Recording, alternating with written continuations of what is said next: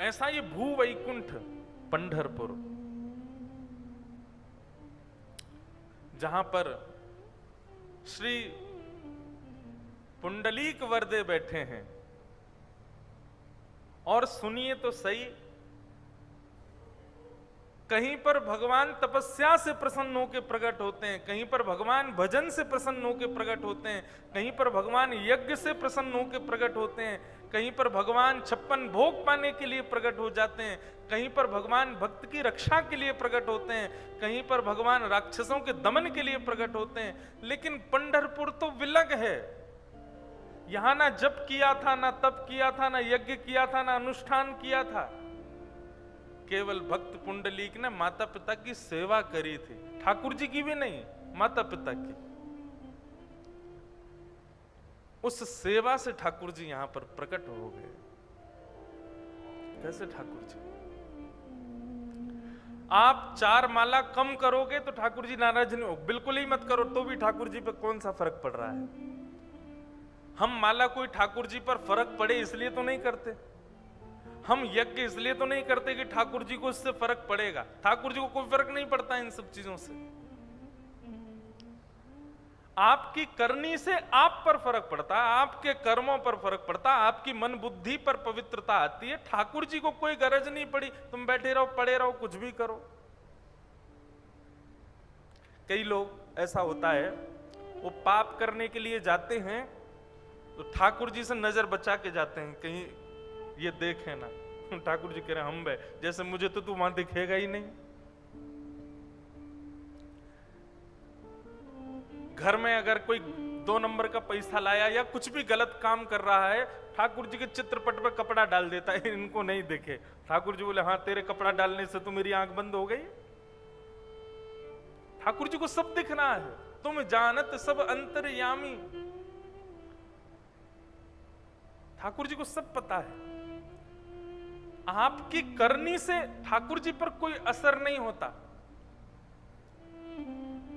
पर जब हमारी करनी अलौकिक होती है, हमारी करनी कुछ विलक्षण होती है, तब ठाकुर जी की दृष्टि पड़ती है, अरे कुछ अलग कर रहा है। बहुत ध्यानपूर्वक सुनिएगा। आप सबको आवाज आ रही है हमारी?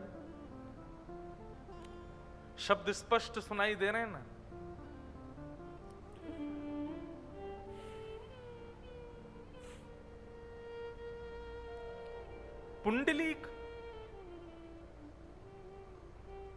पुंडलीक ने जब तप नियम कुछ नहीं किया, साधन नहीं किए,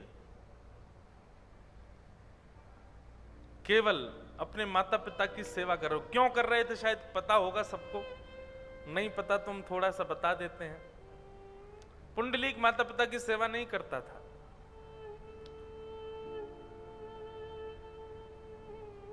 भक्ति में 2 प्रकार के लोगों का प्रवेश होता है। मैं गलत भी हो सकता हूं लेकिन फिर भी बोल रहा हूं। भक्ति में 2 प्रकार के लोगों का प्रवेश होता है। पहले वो जिनके पूर्व जन्म के संस्कार सुदृढ़ होते हैं, और दूसरे वो जो घोर नास्तिक होते हैं। भक्ति में ये 2 ही लोग प्रवेश करते हैं। या तो पूर्व जन्म के संस्कार सुदृढ़ हैं तो भक्ति में प्रवेश हो जाएगा, किसी किसी को सिखाना नहीं पड़ता, अपने आप उसमें भक्ति आ जाती है, अपने आप उसको प्रेम आ जाता है, अपने आप उसके अंदर भाव आ जाते हैं। और किसी किसी को लाख सिखाओ फिर भी नहीं सीखता, लेकिन एक घटना उसके जीवन में ऐसी घटेगी कि पूरा जीवन परिवर्तित, और वो ऐसा भक्त बनता है ठाकुर जी का, पुंडलीक जैसा। तो भक्ति में 2 लोगों का प्रवेश है, या तो जिसके पूर्व जन्म के संस्कार सुदृढ़ हैं, या फिर इस जन्म में जो घोर नास्तिक है, जो बहुत दूर रहता है ठाकुर जी से। या तो वो ठाकुर जी के समीप चला जाएगा, या फिर वो जो पूर्व जन्म से समीप है वो समीप जाएगा। बीच वाले के सीताराम, बीच वाले तो ऐसे घूमते रहते हैं। मैंने ऐसा अनुभव किया, इसलिए मैं अपना अनुभव बता रहा हूं। कई लोगों को ऐसा देखा है, वो कथा भागवत कराने वालों का मजाक उड़ाते रहते, कथा करने वालों का मजाक उड़ाते रहते हैं, और उनके जीवन में ऐसी कोई घटना घट जाती है, सबसे आगे आसन लगा के बैठते हैं फिर कथा में। क्यों भाई अब क्या हुआ? नहीं, मेरी आंखें खुल गई अब तो बस यही मेरी ठौर है। तो पुंडलीक तो भगवान तो बहुत दूर की बात, माता पिता कोई कुछ नहीं मानता था। एक दिन त्रिवेणी संगम प्रयागराज में एक आश्रम में पुंडलीक सोया था। रात्रि पानी पीने के लिए जैसे ही उठ करके बाहर गए तो देखा परम सुंदरी 3 नारियां झाड़ू लगा रही, और ज्यों-ज्यों झाड़ू लगा रही हैं त्यों-त्यों उनका रूप कुरूप होता जा रहा है, वो उनका स्वरूप बिगड़ता जा रहा है। पुंडलीक ने देखा ये अभी तो इतनी सुंदर थी, अचानक से इनका रूप इतना विचित्र क्यों होता जा रहा है। पुंडलीक ने जाकर के उन तीनों के चरणों में प्रणाम करते हुए कहा कि आपका स्वरूप इतना सुंदर था, फिर विचित्र क्यों हो गया। तीनों नारियां पुंडलीक को देख करके मुस्कुराने लगी और कहीं देखते रहो, और देखते ही देखते थोड़ी देर और झाड़ू लगाते लगाते जैसे ही आश्रम के परिसर में आई तो तीनों का स्वरूप जो धूमिल हुआ था वो फिर से पवित्र होने लगा और फिर से सुंदर हो गए। पुंडलीक चरणों में गिर गया, बोले मुझे रहस्य बताइए ये क्या हुआ है। तो तीनों ने अपना परिचय दिया, हम त्रिवेणी हैं, गंगा यमुना और सरस्वती। संसार के लोग पूरे दिन हम में स्नान करते हैं, अपने पाप हम में ही छोड़ जाते हैं, उनके पाप को हम धारण करती हैं, इसलिए हमारा रूप कुरूप हो जाता है। तो तुमने जो हमारा कुरूप देखा वो संसार के पाप थे हमारे ऊपर, लेकिन जैसे ही इस आश्रम परिसर में आकर के हमने झाड़ू लगाना प्रारंभ किया, यहाँ रहने वाले भजनानंदी संत, यहाँ रहने वाले तप करने वाले संतों की चरण रज जब हमारे मस्तिष्क पर लगी, हमारे अंग पर लगी, तो हम फिर से हमारे सारे पाप नष्ट हो गए और हम पवित्र हो गए। ये हमारा नित्य का क्रम है। हम नित्य रात्रि में आश्रमों में जाकर के झाड़ू लगाती हैं और दिन भर के जितने पाप हमारे ऊपर संसार के लोग चढ़ा जाते हैं सब नष्ट कर देते हैं। पुंडलीक बोला संत चरण रज में इतनी सामर्थ्य है।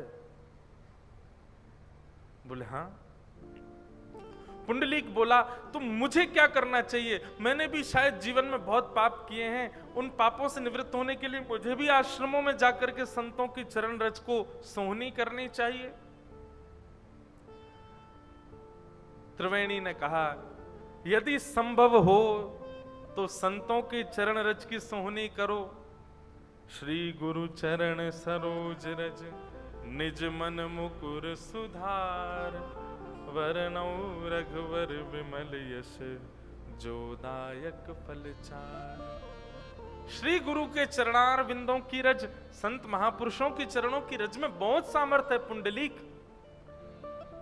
यदि संभव हो तो संतों की चरण रज की सेवा करे, और संभव नहीं है तो घर में विराजमान माता पिता को सर्वस्व मान करके, लक्ष्मी नारायण मान करके यदि नित्य उनकी चरण रज ही माथे से लगा ले तो माता पिता के चरणों में प्रणाम करने से, उनकी चरण रज माथे से लगाने से, संतों को प्रणाम करने से भी अधिक फल प्राप्त हो जाता है।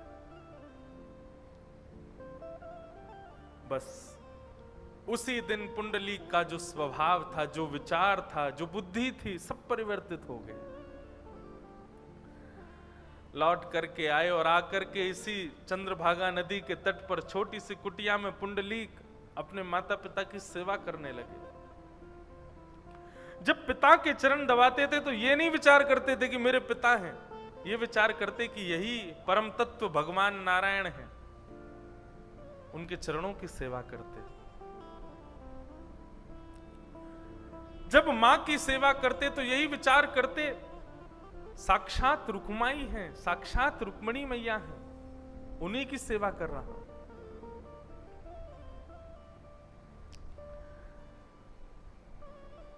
साक्षात नारायण और साक्षात लक्ष्मी महालक्ष्मी का रूप माता पिता को मान करके सेवा करने लगे। पुंडलीक की उस भक्ति से अत्यंत प्रसन्न श्री द्वारिकाधीश पंढरपुर में आकर के विराजमान हो गए। बोलो विठ्ठल भगवान की। इतना सुंदर वर्णन है ठाकुर जी का, ऐसा सुंदर रूप है ठाकुर जी का। यहां पर ठाकुर जी आए तो थे पुंडलीक को दर्शन देने के लिए। भगवान के तन की इत्र की सुगंधी जिसको लेने के लिए देवता भी तरसते हैं, उस तन की सुगंधी को जैसे ही पुंडलीक की नासिका ने ग्रहण किया, पुंडलीक अपनी नाक बंद करने लगा, अपने माता पिता के ऊपर पंखा करने लगा, कहीं ये सुगंधी मेरे माता पिता को ना आ जाए तो सुगंधी के कारण इनके नेत्र ना खुल जाएं। देखने लगा कहां से आ रही है ये सुगंधी, खिड़कियां बंद करने लगा। अब सोचो, विचार करो, साधारण इत्र की सुगंधी इतनी बढ़िया लगती, ठाकुर जी के अंग की सुगंधी आ रही है, लेकिन पुंडलीक को वो बाधा लग रही है कि मेरे माता पिता कहीं उठ नहीं जाएं इस सुगंधी से। ठाकुर जी के चरणों में विराजमान नूपुरों की ध्वनि छम छम छम आवाज कर रही है। जिन नूपुरों की ध्वनि पर शाम वेद प्रकट होते हैं, उन नूपुरों की ध्वनि पर पुंडलीक तुरंत खिड़की में जाता है, दरवाजे पर जाता है, इशारा करता है, अरे थोड़ा धीरे चलो, कौन आवाज कर रहा है ये? आपकी नूपुरों की ध्वनि से मेरे माता पिता के कहीं नेत्र ना खुल जाएं। ज्यों-ज्यों पुंडलीक ठाकुर जी के गुणों को अपनी सेवा में बाधा मान रहा है, त्यों-त्यों ठाकुर जी और प्रसन्न हो रहे हैं। लक्ष्मी जी बोली, कैसे भक्त के यहां आए हो आप? आपकी इत्र की सुगंधी इसको बाधा लगती है, आपके चरणों के नूपुरों की ध्वनि इसको बाधा लगती है नाथ। बोले, यही निष्ठा तो मुझे प्रिय लगी पुंडलीक की। दुनिया के लोग इन सब आवरणों पर रीझ जाते हैं, पर पुंडलीक की सेवा में मेरे आवरण भी उसको हटा नहीं पा रहे हैं। वो अभी भी माता पिता की सेवा में ही है। ये निष्ठा, ये प्रेम, ये लगन मुझे पुंडलीक की खींच लाई है यहां तक। द्वार पर आकर के भगवान खड़े हो गए। पुंडलीक बोला, कौन हो भैया, आप क्यों आए हो यहां पर? लक्ष्मी जी ने कहा, साक्षात त्रिलोकीनाथ, ब्रह्मांड के नायक, जगदीश्वर ईश्वर श्री द्वारिकाधीश तुम्हारे द्वार पर आए। पुंडलीक, आओ स्वागत करो भगवान का। पुंडलीक दूर से देख के कहता है, इनको किसने बुलाया था यहां पे? क्यों आए हैं यहां पे? इनको मैंने तो नहीं बुलाया था, मैंने तो आमंत्रण नहीं दिया था, फिर क्यों चले आए? लक्ष्मी जी हाथ पकड़ के बोली, अब या तो आप चलो, नहीं तो मैं नाराज हो जाऊंगी। कैसे भक्त के आए हो आप? उसको पता दिया हमने कि भगवान आए, तब भी नहीं आ रहा है बाहर। ठाकुर जी बोले, अब तो इससे जरूर मिलके जाऊंगा मैं। इसको ये बात भी नहीं हिला रही है सेवा से कि मैं परमात्मा द्वार पर खड़ा हूं। अरे कोई ये सुन ले कि बाहर कोई एक्टर आ गया है तो अपने चार काम छोड़ के भाग जाए। ये पता चल जाए कि हमारे नगर के विधायक जी आए बाहर, अभी कोई हल्ला कर दे कि बंबई से कोई बहुत बड़ा फिल्म सितारा आया, आप कथा छोड़ के भाग जाओगे। सेवा तो बहुत दूर की बात। लेकिन पुंडलीक को तो यह बता दिया कि साक्षात परमात्मा तेरे द्वार पर आए हैं, स्वयं लक्ष्मी बता रही हैं। पुंडलीक कहता है, इनको किसने बुलाया? मैंने तो नहीं बुलाया था, और जब मैंने नहीं बुलाया तो मैं स्वागत क्यों करूं इनका?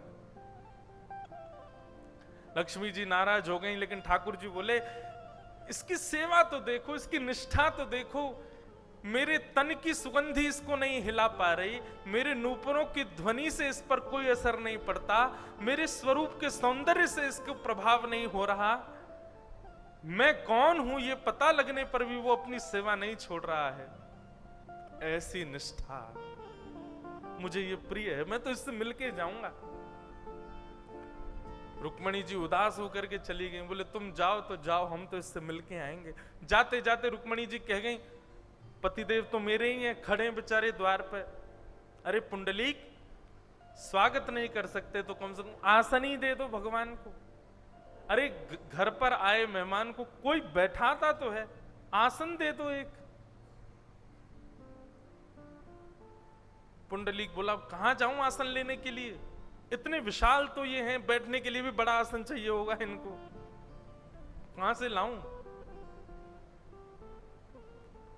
तभी एक ईंट वहां थी, खिसका दी, दी भी नहीं, पधराई भी नहीं, व्यवस्थित भी नहीं कि खिसकाई है नीचे से, लीजिए, जब तक मेरी सेवा ना हो जाए प्रतीक्षा कीजिए, आसन पर बैठिए।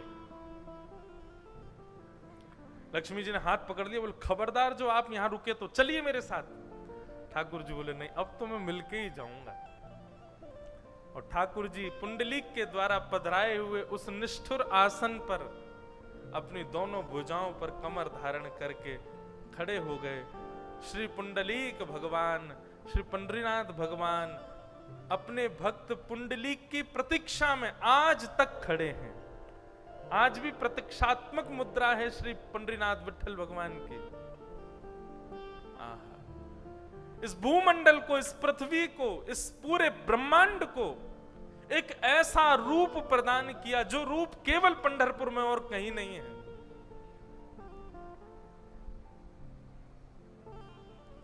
ईंट के ऊपर ठाकुर जी खड़े हैं, दोनों भुजा धारण करके, और मानो प्रतीक्षा कर रहे हैं कि पुंडलीक तू सेवा कर ले, तू निवृत्त हो जा, जब तू निवृत्त होगा तब मैं तेरे दर्शन, अब मुख से निकल तो ऐसा रहा है, तब मैं तेरे दर्शन करूंगा, लेकिन ये कह भी दूं तो कोई अंतर नहीं। यहां पर भक्त प्रयास करते हैं पूरे ब्रह्मांड में ठाकुर जी के दर्शन के, लेकिन पंढरपुर एकमात्र ऐसा स्थान है जहां ठाकुर जी प्रयास कर रहे हैं भक्त के दर्शन के लिए। ऐसा ये पंढरपुर। अच्छा एक बात कहूं, भक्ति ऐसी ही होनी चाहिए। मैं प्रयास करता रहूं ठाकुर जी से मिलने के लिए तो समझो अभी भक्ति सामान्य है, लेकिन भक्ति की स्थिति ऐसी हो जाए कि ठाकुर जी प्रयास करें मुझसे मिलने का, मेरे पास आने का, मेरे पास बैठने का।